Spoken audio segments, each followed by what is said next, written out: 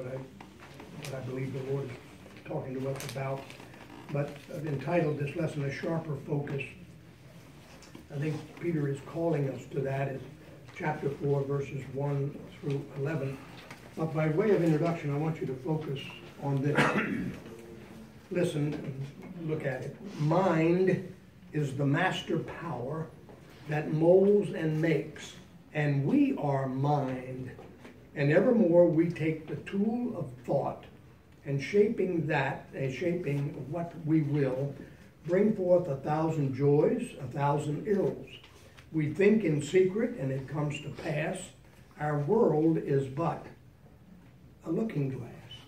James Allen, 1903, there's a picture of that dude, handsome rascal, as he wrote this.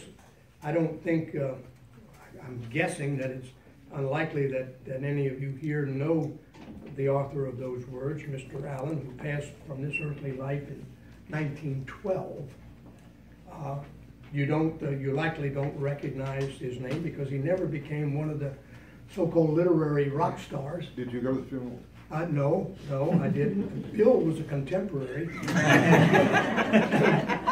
So he was a decent sort. Sort of. He wrote an obscure book some 115 years ago entitled, As a Man Thinketh. As a Man Thinketh. Published in 1903. By the way, it is available now. If you're interested in reading this rather small book, you can get it you can Google it, you can get it on Amazon, you can get it on Barnes & Noble. I understand you can get it in Walmart, although they're charging $20 for it, but you can get it elsewhere for $8 or under, sort of thing. And one short biography on him suggests that he was something of a literary mystery man, yet his inspirational writings have influenced millions of people for good, by and large. Still today remains relatively unknown. None of his 19 books that he wrote give a clue of his life, other than to mention that his place of residence, which was in England.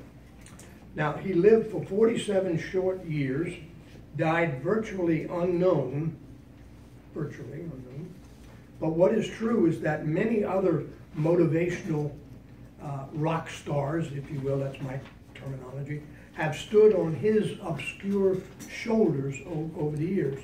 And by that I mean people like, and I want to see if you can recognize some of these people that have been influenced by Mr. Allen's writings and original thought.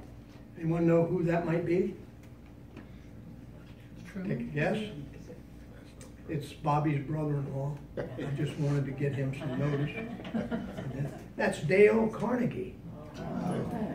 Remember him? Anybody know about him? Yeah. Life magazine.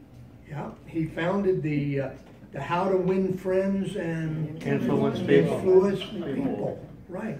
That was a training program that has shaped the lives of millions of Americans over the last 100 years. He lived for 66 years. How about this one? Anyone know about him? Bishop Fulton J. Sheen. Sheen.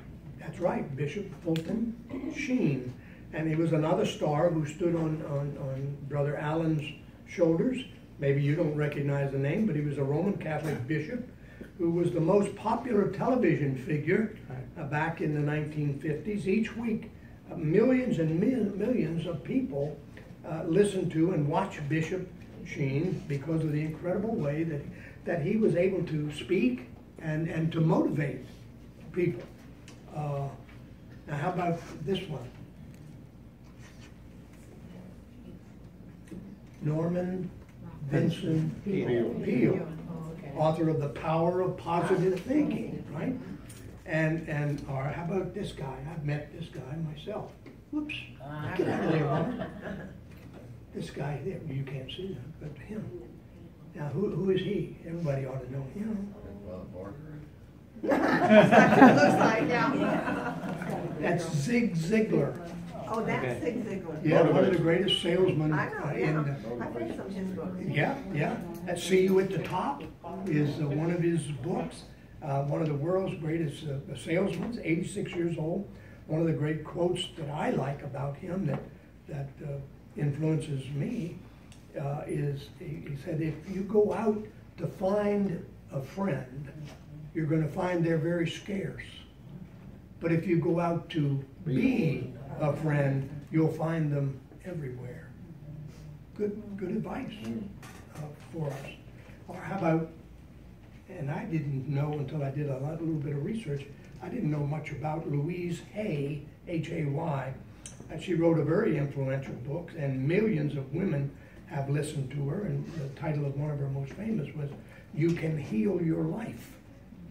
And so she wrote, and all of these have built their works and their message off of this obscure Mr. Allen of 1903. And a couple more. Anybody know who that is? That's the Crystal Palace guy. Yeah. That's Robert Schuller. Tough times never last, but tough people do, was his byline that he wrote. Now, I wonder if he still has that applying to his life. I don't know. I don't think so. How about him? Oh, no. Joel Osteen. What'd you put him up here for? Just by contrast. Your best life now? Don't misunderstand me. I'm not necessarily endorsing any of these people.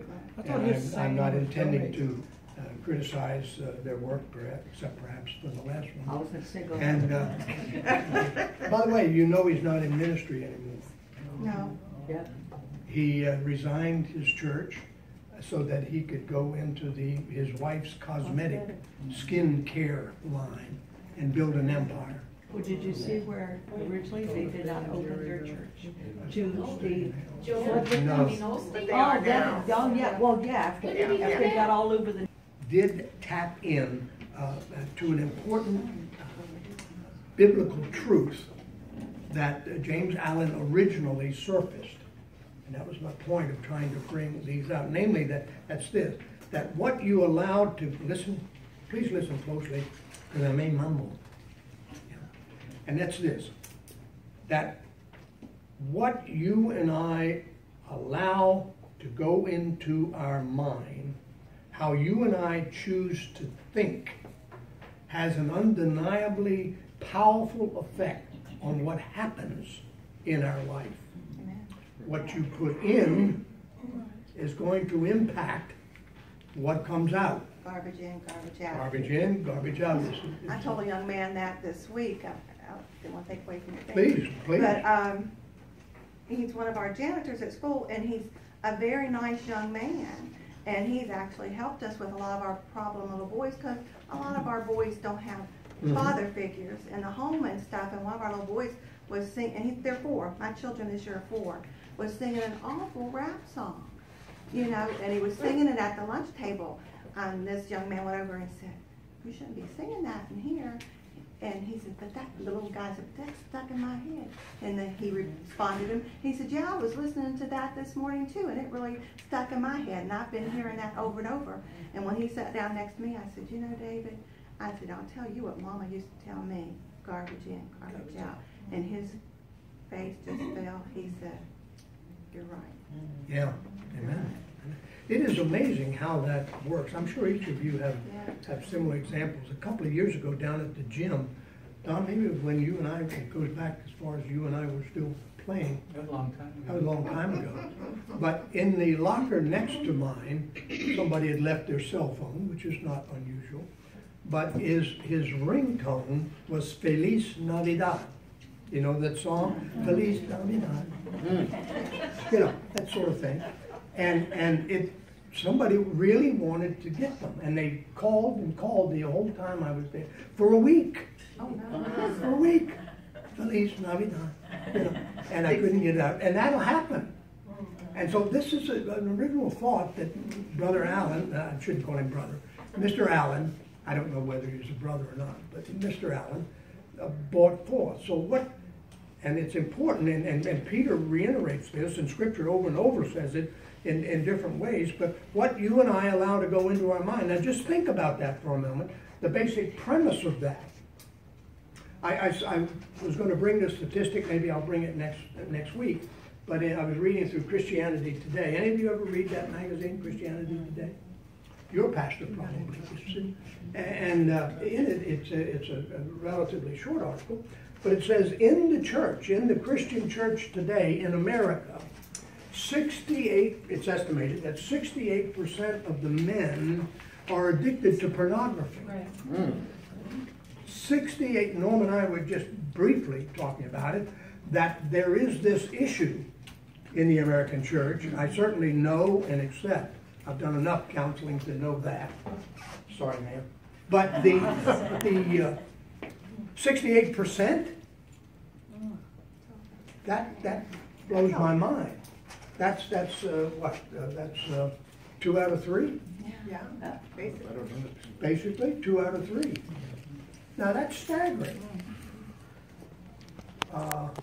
And so again, the point is what you and I allow to go into our mind from whatever source, you know, affects how we choose to think, and that has that most powerful effect on what happens in our lives. Now that's why, you know, just another reason why pastor and your leadership is always saying, get in the Word, get in the Word, get in the Word. You know, by the washing of the water of the Word. And, all right, let's go on. Here's a little more of what James Allen has to say. He says, and I'm quoting, the aphorism, quote, as we think in our hearts, so are we, which, by the way, he borrowed from where? Huh? Psalm. Proverbs. Proverbs. As we think in our hearts, so are we. Proverbs 23, verse 7, if you want to look that up. Not only embraces the whole of our being, but it is so comprehensive as to reach out to every condition and circumstance in our life. We are literally what we think. Grab that. We are literally what we think. I want to do more on that perhaps later in another series, but we are what we think. We are literally what we think. Our character, listen, and I'm quoting, our character being the complete sum of all of our thoughts. Our character being the complete sum of all of our thoughts. He goes on. Your mind may be likened to a garden that may be intelligently cultivated or allowed to run wild. But whether cultivated or neglected, it must and will bring forth. If no useful seeds are put into it, then an abundance of useless weed seeds will fall therein and will continue to produce their kind. Has anyone seen that to be true? Oh, sure. Huh? It's true. Sure. You know, you can dig up a garden patch and just leave it barren, and it's not going to grow tomatoes, you know, or corn. It's going to grow all kinds of wheat. And then he goes on, and he says, just as gardeners cultivate their plots, keeping them free from weeds and growing the flowers and fruits they desire, so may you tend the garden of your mind, weeding out all of the wrong, useless, and impure thoughts, and cultivating toward perfection the flowers and fruits of right, useful, and pure thoughts. Now, my question for us this morning is that true? Yes. Is that true? Now, just because we read something that's in print, or we read something published on the internet, we see something presented on TV, that doesn't necessarily make it true, does it? Does it? No. No. So is it true, as James Allen has written, that what goes on in my life, listen, what goes on in my life largely depends upon what I cultivate in my mind? Is that right? I think so. It was the mind and the heart here, for out of the heart proceed the issues of life. Right. The scripture tells us. Yep. Now, before we accept or reject that idea, let's set our eyes on 1 Peter 4, 1 and 2. Since therefore Christ suffered in the flesh, arm yourselves with the same way of thinking. For whoever has suffered in the flesh has ceased from sin, so as to live for the rest of the time in the flesh, no longer for human passions, but for the will of God. Now, I'd like us to, excuse me, I would like us to study the first 11 verses of this chapter, if we can this morning, and I want to ask the question, so what is this portion of God's Word teaching us about living? And I want to submit to you that it's simply this key idea. You want to keep it with your notes. Exceptional disciples. You've heard me use that term over and over and over again. Exceptional disciples. That is, people who want to live for Jesus Christ in an exceptional way. You know, there are many, many, many Christians sitting in the pew out there in here less than an hour that are saved as if by fire, that have fire insurance. If you know those kind of jokey terminology. They're perhaps saved, but that's as far as they've ever gone with their Christian growth. And they'll make their obligatory appearance at church, and I'll talk about this in later lessons, but maybe a couple of times a month. That's not an exceptional disciple. I would plant most of you in that definition as exceptional disciples, that you're really interested in living for Jesus Christ in an exceptional way. So exceptional disciples prepare what they think in order to prioritize how we live. That makes sense? We prepare what we think. Okay? We prepare what we dwell on. On that 3 seconds, men, you have between one honeydew and another honeydew. What you dwell on. That is definitely not my life. Norma is very, very careful to allow me 6 seconds between. So that's plenty of time to dwell on honey. That's right. There you go. Not bad. I like that. That was good. So let me just hit that again, because that's the theme that I think we see here, and I want me and us to walk away with, and that is exceptional disciples, those who truly want to live for the Lord Jesus Christ in an exceptional way in the time that we have remaining on this earth. Now, not all of us are as old as Matthew here, who is turning 45. Can you believe that? Turning 45, for heaven's sakes. I don't remember that. That's in the ancient past. That's for me. But prepare what they think in order that they may prioritize how they live. Exceptional disciples prepare what they think. They arm themselves with a way of thinking. Now, what way of thinking? What way of thinking? And look at verse 1 again. Peter says the same way of thinking. Is that what it says in your Bible? Verse 1, same manner, mind, yeah. That this mind dwell in you, which was also in Christ Jesus, and on and on and on. So he's saying the same way of thinking.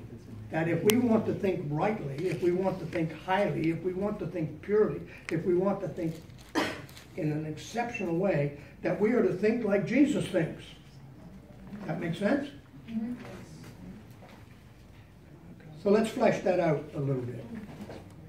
And I've given you a number of scriptures in your notes so that you don't have to chase them down, because I'll show them here and we'll look at them. It's purposely choosing to think the following, I think. First, number one, in 1 Peter 3:17, when I suffer in the flesh, for righteousness, that is in fact the will of God.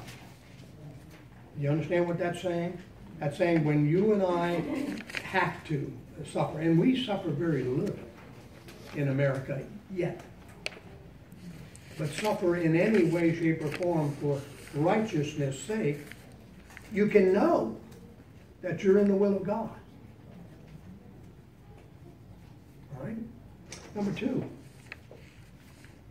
when for righteousness I am immersed or baptized or put under or become fully identified in suffering for righteousness' sake, God will help me prevail. We need to know that. That's a promise. Just the way Jesus suffered for righteousness and God caused him to prevail in the resurrection, just the way Noah and his family suffered during the time of the building of the ark and prevailed as God brought them through in salvation. And in the same way, Peter says that when we are baptized, when we are immersed in suffering for doing what is right, God will help us prevail as well. Number three, rather than fearing those causing my suffering for righteousness, I will honor Christ as Lord and be ready to explain why I have a hope from the inside out. 1 Peter 3:14 through 15. I am going to prepare my thinking so that if and when I should suffer for righteousness' sake, for following the Lord, if people ask me, why do you keep following the Lord? Why can you walk through that? Carolyn, I don't want to put you on the spot in any way, but I appreciate the way you're walking with the Lord through this challenge that you have. Thank you. And praise God. And God is keeping me just as calm as a cucumber. That's right. You're an example of what we're talking about here. So that we have a ready answer for why we can do that. That it is in the Lord. Look, number 4. Suffering for righteousness purifies my commitment to live for the will of God. You know, disciples arm themselves. I don't know how many of you have a concealed weapon permit or an unconcealed weapon permit or pack iron. In our former church, we had a bunch of FBI agents, at the former church up in Northern Virginia. We had a number of FBI agents, and what was the other agency? Secret Service. Secret Service. We had a couple of those, and the other one, it's the guns control. Anyway. ATF. Yes, thank you. And you probably did too in your churches, but at Calvary Road Baptist. Yeah. And so we always felt there were 7 or 8 guys that were packing at any one time, so we felt pretty good. But how many of you know Hunter Garrett? Yeah. Hunter packs. I don't know if you know that. He comes in the restaurant with this big thing and actually sort of leans this way. It's so heavy. 30 millimeter, I think. Yeah. It's a howitzer, I think. He always carries this thing. I don't know if he's ever unbuckled it, but I'm sure maybe he has. But but my point is, they've armed themselves for what potential there might be. And if you can transfer that illustration, that mentally we are being admonished to arm ourselves spiritually to be prepared for that which might come. They arm themselves, they prepare disciples to prepare their minds with key truths and key thoughts which protect us from disorientation and discouragement. You know, if we can keep some of this garbage of this world out of our mind, we don't get as discouraged. We don't get disoriented. Sometimes we'll see something that the world puts forth and we'll say, my goodness, why does that blippity-blip person succeed? You know, and I'm struggling day to day. And or that one seems to go through life without any difficulties at all, while I've got this rambunctious, rebellious kid, or I've got this illness, or I've got this problem with just keeping a job, or the clown sitting next to me got the promotion, and I as a Christian didn't because I'm a Christian. You know, and we can get discouraged and get disoriented, and we can forget the end. And so we need to arm ourselves with the truth of God's Word, I think. And Peter, I think clearly, inspired by the Holy Spirit, of course, is big on the way you and I choose to think. And that's where we are right now. And I'm seeing that time is about up, and I'm about to begin the lesson.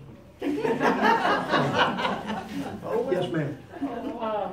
I've had people ask me, when this had counsel and different things, like, how do you cope with everything in your life? I don't look at it that way. I look at it, God has been really good to me and blessed me really well. So I think that's one thing, your outlook has a lot to do with how you get Oh, through absolutely. things. You arm yourself beforehand and think about Exactly. that. You know, the devil will have us just look at this last incident. And we make a judgment of how God treats us based on what we determine from that last kind of experience, as opposed to looking over the pattern of God's working in our life. And that's why, you know, even that little old song, count your blessings, name them one by one. Have you ever sat down and tried to write out your blessings? Just write out your blessings. That's way too many. Way too many. No, that's exactly right. It's way, way too many. Our oldest daughter has asked me to do something for her. She has bought a little book that says My Dad, and in it is about 40 questions about my life. You know, where did I first live? What was my favorite sport? What kind of tragedies have I had? What has been my biggest experience? You know, all of these kind of 40 or more of those, which I haven't started yet, but I've got them organized to do. And I'm looking forward to doing it if I can get off my my lead. I have a mineral imbalance. Yeah. The lead is shifted. But To the bottom. to the bottom. Yeah. I bottom out all the time. I need a bobber. Okay. Just to write down things to remember of how God has blessed us over and over and over and over again. Norm and I have a little thing. You may poo-poo it, and that's quite all right. But we see God's hand in finding pennies. We find pennies on the sidewalk, beside the car, in the shopping centers, everywhere. And for us, it's a little reminder that God is present. And so each time we find one of those little pennies, and we kept them for 1 year, and I think it was 200 or 300, you know, over the year. And I went out and bought an ice cream. But thank you, Lord. But just a reminder of God's presence in your life, and how He's always available, and seeing God's hand. And if we are not thinking correctly, we don't have that correct input, we'll get disoriented, and we'll pick this up and look at it